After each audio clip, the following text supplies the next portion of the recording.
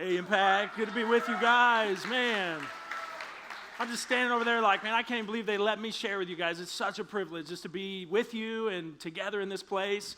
I have kind of a random question I want to start with, and it doesn't have anything to do with my message, but I just want to see if there's anybody in here who's ever been impacted by a little thing we do called Raft Trip. Has anybody ever been? Anybody know about it? You know what it is? It's a pretty great trip, right?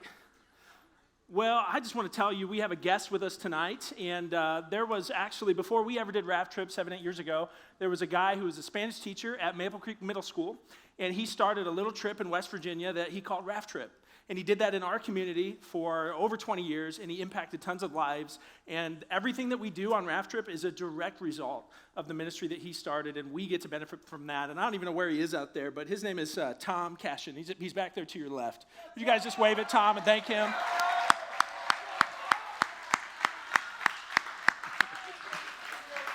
Wonderful, wonderful guy. He's going to hang out with our senior guys a little bit tonight, so that's really cool. But I got someone else I do want to introduce you to, and it has a little bit more to do with what I'm going to talk about tonight. I'm going to put a picture on the screen, actually, of someone that I think you need to meet, if you're cool with that. Can we go ahead and throw that picture up? That is High School Brad. High School Brad. I just want you to meet High School Brad. That's my senior year. I was looking back at trying to find pictures of me in high school, and I only kept ones with the girl I married. That's Kelsey. So she's my wife. So I did date her in high school my senior year. So that's High School Brad. You know, he was so innocent back in those days, and he was, I think, kind of a good kid. You know, like I want to brag on him a little bit. He was on school. He would go to school like on time almost every day. Like he'd show up first period. He was there. He got his homework done. He got good grades.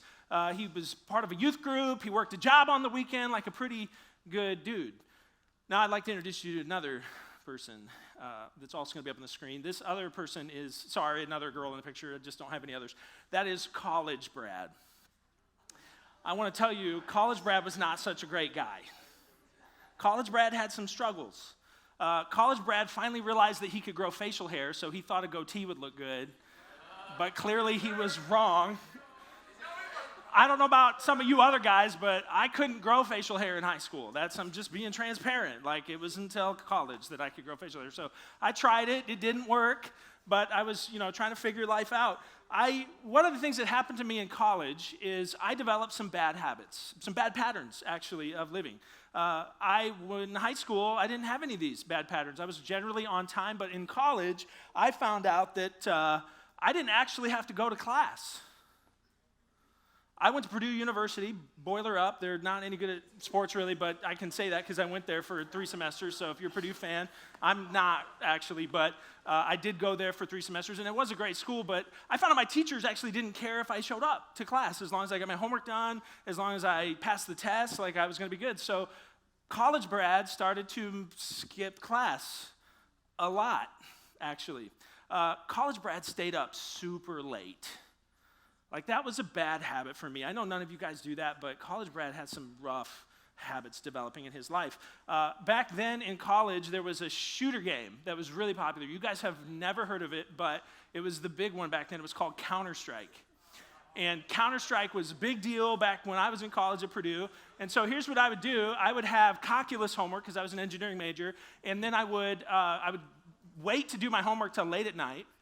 And then what I would do is I would get into Counter-Strike, and I would begin to play, and as soon as I died, I would have to wait to get into the next round, and so I would do my calculus homework in between rounds. And I would regularly stay up till 5 a.m. because of this. Regularly, I stayed up till 5 a.m. in college. You know why? Because I didn't have to go to class at 10 a.m. the next day because I could skip it. Not good. College Brad began to lack integrity. I began to take shortcuts on assignments in school. I remember I had one professor, I had this literature class, which I hated that. I hated reading. I was a math guy.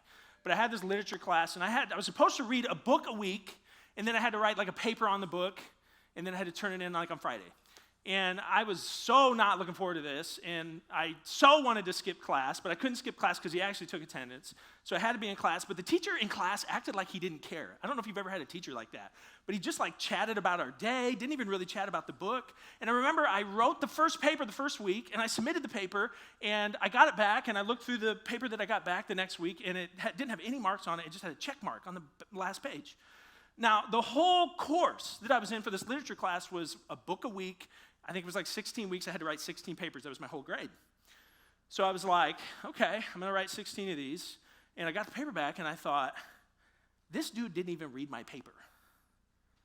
So I got to next week, and I wrote the second paper, and I turned it in, and I got it back early the third week. And guess what happened on the paper? I looked through the pages. There was no marks on it. There was just a check mark on the last page. So I said, you know what? I'm going to try something. I'm just going to change the title page, and I'm going to submit the same paper I wrote last week with a different title page. So I did on that Friday, and guess what I got back on Monday? A paper with a check mark.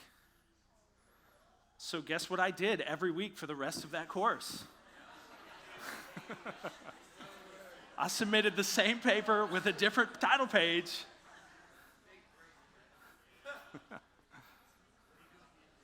Kind of interesting, huh? Isn't it interesting how habits can change?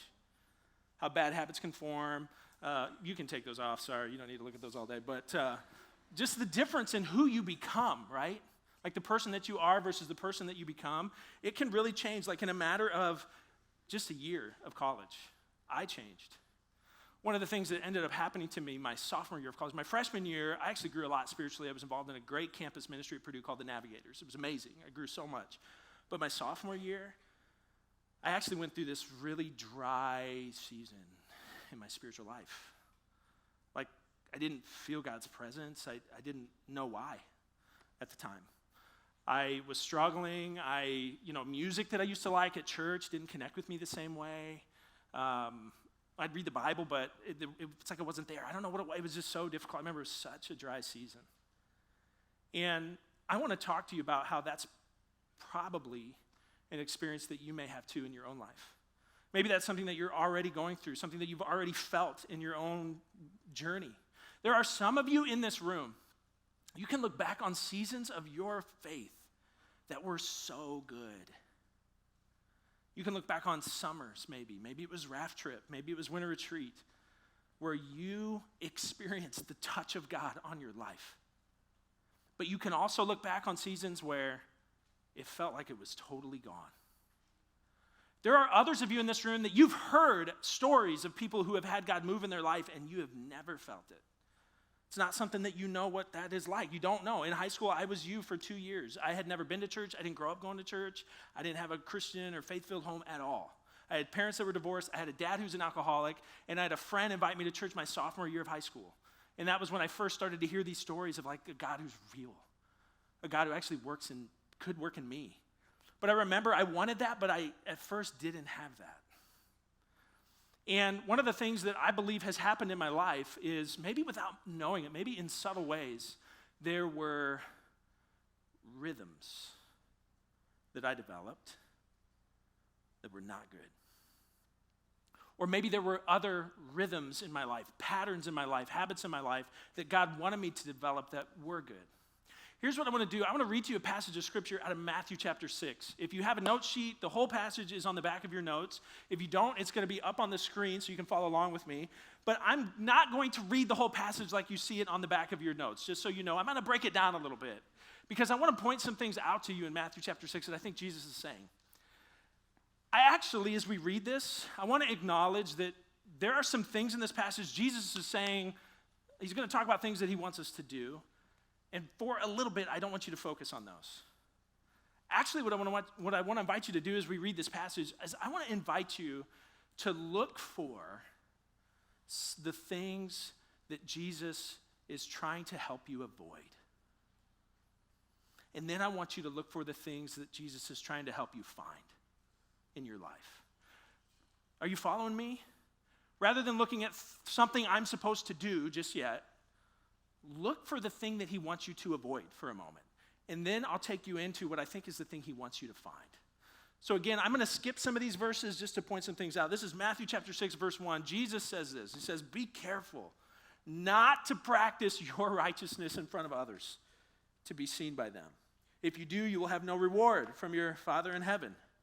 Verse 2, so when you give, do not announce it as the hypocrites do to be honored by others. Truly, I tell you, they have received the reward in full. Skipping down to verse 5, and when you pray, do not be like the hypocrites, for they love to pray to be seen by others. Truly, I tell you, they have received their reward in full. Jumping all the way to verse 16 of Matthew 6, he says, when you fast, do not look somber as the hypocrites do, for they disfigure their faces to show others they are fasting. Truly, I tell you, they have received their reward in full.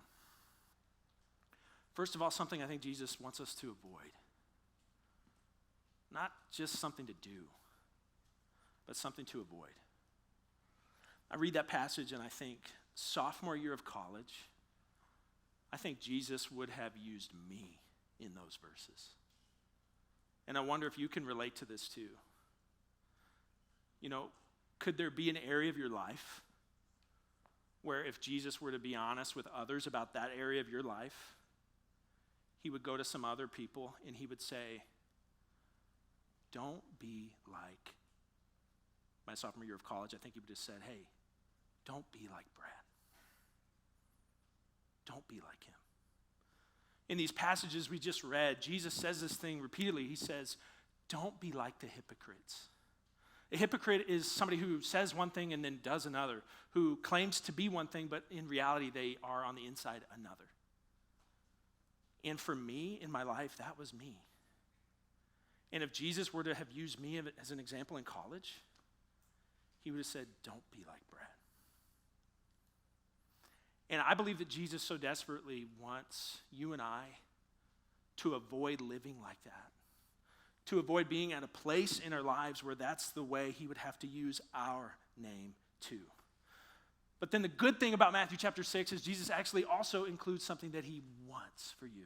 Not just something to avoid, but something he wants you to pursue, something he wants you to experience. Let me go back to Matthew chapter 6 and read a few of these. We read verses 1 and 2. Let me read verse 3. He says, but when you give, do not let your left hand know what your right hand is doing, so that your giving may be in secret. Then your Father who sees what is done in secret will reward you. Jumping to verse 6, when you pray, go into your room, close the door, pray to your Father who is unseen. Then your Father who sees what is done in secret will reward you. Verse 17, but when you fast, put oil on your head, wash your face, so that it will not be obvious to others that you are fasting, but only to your Father who is unseen, and your Father who sees what is done in secret will reward you. I think on one hand, Jesus is saying, if you live a certain way, you will not have the blessing and the presence of God in your life. And he doesn't want that for you. But then you see him right away in these moments, you see him saying, but if you live this other way, if you live like this, you can have more of God's blessing. You can have more of God's presence. You have a God who wants to reward you. And by that, I think Jesus means you have a God who wants to show up in your life. A God who wants to help you. A God who wants to talk to you, a God who wants to lead you and strengthen you and guide you and give you answers when you have questions, a God who wants to be there for you, a God who knows you live in a difficult, broken world and says, I will take hold of that area and I will walk you through it. And I think you see Jesus saying here in this moment that instead of the dryness that so often comes in our spiritual lives, that he would love to lead us to a place spiritually where we are so full and so strong. And it's like he kind of entices us to ask the question, how do I get that? How do I not only avoid my name being used in a statement like, don't be like him, but how do I actually come to a place where God would show up regularly in my life? And what I love about Matthew 6 is he places the secret to it all right in there. And I wonder if you caught it. You know, you go back through that passage, and what Jesus is actually saying is he's encouraging us to practice sacred rhythms. In fact, you know, verse 3, verse 6, verse 17, I'll put up on the screen, just look at these words. He says, when you give, when you pray, when you fast. It's as if he assumes you're going to do those things. Maybe he assumes that you already see that those are important. And his focus in this passage is not on, I don't even think on doing them, but it's on the good that you can find that he wants for you, the end goal that he has for you. He says, when you give, when you pray, these are sacred rhythms. These are things that Jesus invites us into as ways where we bring ourselves to him, as ways where we come and we can experience his wonderful work in our lives. I want to highlight one of them, just briefly with you. We've talked about a lot of sacred rhythms as a youth group. We've talked about spending time alone with God. We've talked about the rhythm of serving 2 weeks ago. Remember when Sav challenged us to serve? Tonight we came back to that with the Kid City card. Will you serve? Will you make that a rhythm in your life? We talked last week about the rhythm of confession, of actually confessing things that are not right in our lives. You see here 3 other rhythms: give, pray, fast. 2 of those are familiar. 2 of those you've heard of. But one of them almost always gets read right over. Like we come to it and we see it and maybe we don't understand it, or maybe we do, but we just keep going. We don't even register it. 2 of them you've probably done. 2 of them maybe you've seen others do. But one of them I bet you haven't. The rhythm of giving, powerful. Like living a life of generosity, amazing, but I bet you've seen that one. The rhythm of praying, actually I bet a lot of you do that. What about the sacred rhythm of fasting? Like, what even is that? Is that something you or I should do? Is that really a way that I could move from a place where I am so far from him to a place where I have him in my life, where he's working powerfully in me? You know, fasting is something that I think is really difficult to grasp for a number of reasons. One of them is just the word fast. We've got to deal with that word for a moment. In fact, I think if you're not don't come from a church background, you may have no idea what this word is even meaning in this sentence, because I was you. I would not have known. The first thing that we think of when we think of the word fast is what? Speed, right? Like moving at a high rate of speed, we think of the word fast. Did you know that that is actually not the original meaning of that word?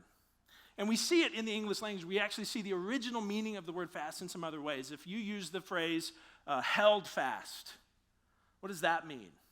If something held fast, a boat held fast to the dock, I don't know. What does that mean? Anybody want to shout out a thought? What does held fast mean? Say what? Tight. Okay, holding tightly. Okay, I like that. I didn't hear what the other guy said, but what about this one? Have you ever been around somebody who was fast asleep? It kind of means like soundly asleep, right? Have you ever used the word steadfast? What does steadfast mean? It means permanent. It means not moving. Guys, I'm really sorry I asked for help on that one. I don't need any more. Okay, all right. Yeah, thank you. You know, the original meaning of the word fast had nothing to do with speed. It actually meant to be firmly held in place. That's what, or maybe you know the word fasten, to fasten something. It means for it to be firmly held in place. And the reason that the word fast got attributed to speed was just because it kind of brought out the intensity of firmly pursuing something. That's the only reason that word now is used to refer to speed. But originally, it means to be firmly held in place. And people in religious settings would use the word fast to talk about things they would do to be firmly focused on God. Like firmly focused on him. And you see fasting mentioned all throughout the Bible. You see it in Exodus 34. Moses fasts before the Lord before he is giving the 10 Commandments. You see in Ezra chapter 8, the prophet Ezra, the priest Ezra, proclaims a fast for the nation of Israel. You see it in Daniel chapter 10. The famous prophet Daniel says in chapter 10, verses 2 and 3, I, Daniel, mourned for 3 weeks. I ate no choice food, no meat or wine touched my lips. I used no lotions at all until the 3 weeks were over. You see in Luke chapter 4, Jesus, full of the Spirit, left Jordan and was led by the Spirit into the wilderness for 40 days. He was tempted by the devil. He ate nothing during those days. You see it in Acts 13.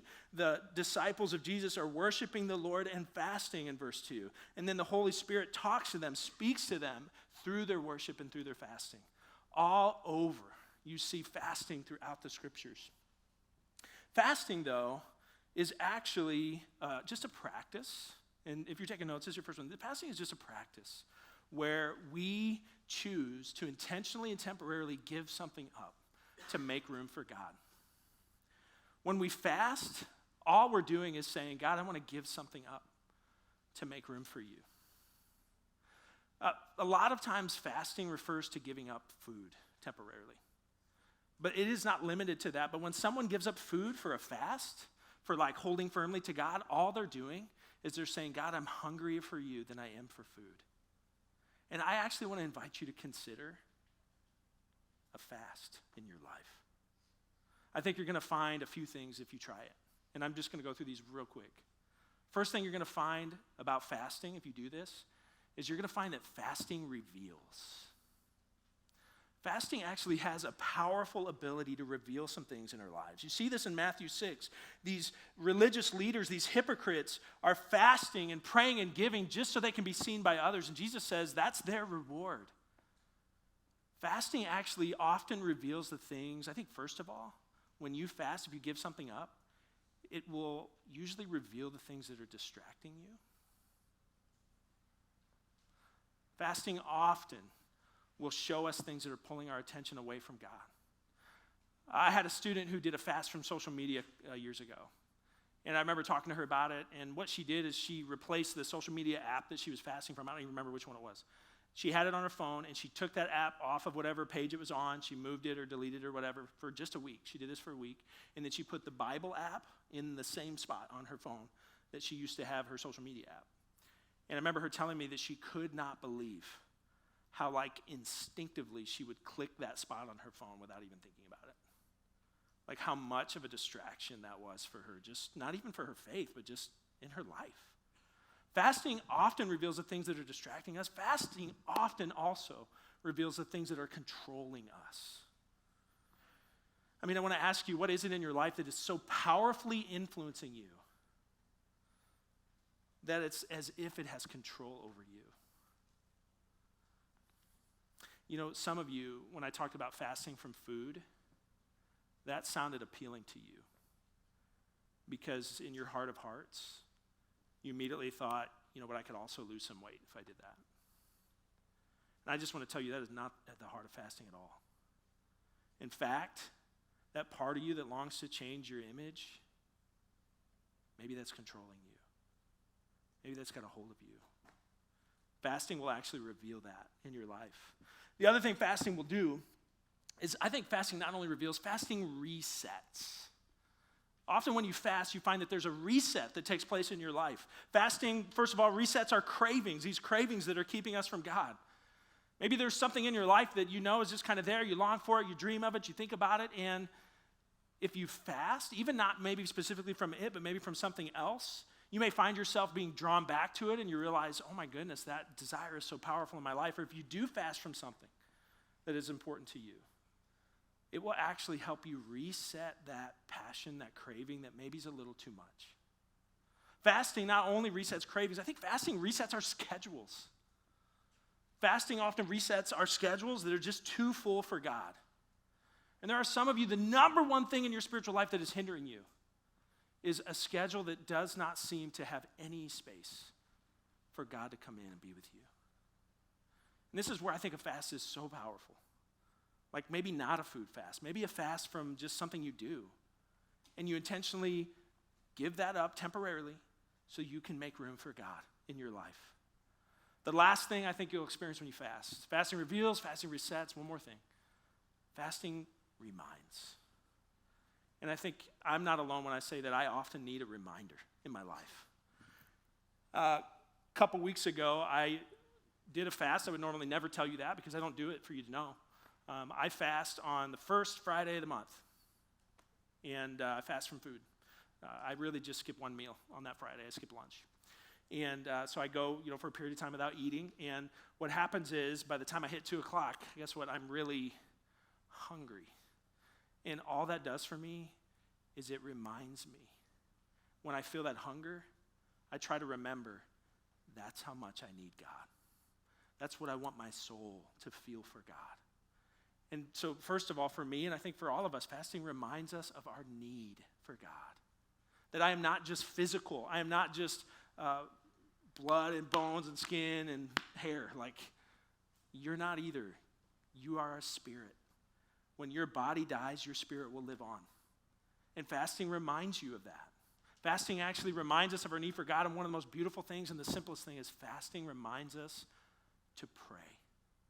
And if you'll allow it, whether you're fasting from an activity or you're fasting from, maybe you're fasting from a meal, when you remember that activity you're not doing or you feel that hunger from that meal, let that be a reminder to pray. I want to invite our worship team to come up. They're just going to come up here and lead us in a song to close. And as they do that, I want to give you 2 quick options that I think you should look at to practice this sacred rhythm in your life. The first one is you could do what I do. You could do a 1 meal, once a month fast. 1 meal, once a month. This is you giving up 1 meal once a month to make some space in your life. It's not a schedule space, it's a mental space. It's a physical reminder of your need for God. Fast from 1 meal once a month, and let that be a reminder to you. Let that be a reset for you. Let that reveal some things in your life. Hey, don't fast from a meal that you don't normally eat, okay? So if you're like, I never eat breakfast, I'm going to fast from breakfast today. Don't do that. Fast from a meal you normally eat. Those of you who are athletes, you got to eat your food. Really? Or would you be willing to try it? Try a fast that might actually present that reminder in your life. I want to tell you, I want to emphasize again, skipping a meal should never be about diet or weight loss if you're doing this for the Lord. Never. Don't fast for that reason. In fact, if that thought is in you, then fasting is revealing something that's controlling you, something that's hindering you, something that's distracting you. Second option I want to give you is to just do a fast from one activity once a semester. That's option number 2. One activity you enjoy and fast from it for a whole week. And do that like once a semester. Try it. See if in your life that might encourage you. See if in your life that might give you a reminder, a revealer, a resetter in your spiritual life. I remember I was at Bethel College after I attended Purdue. And I went there to study ministries. I felt God called me to ministry. And I had a class at 8 a.m. in the morning.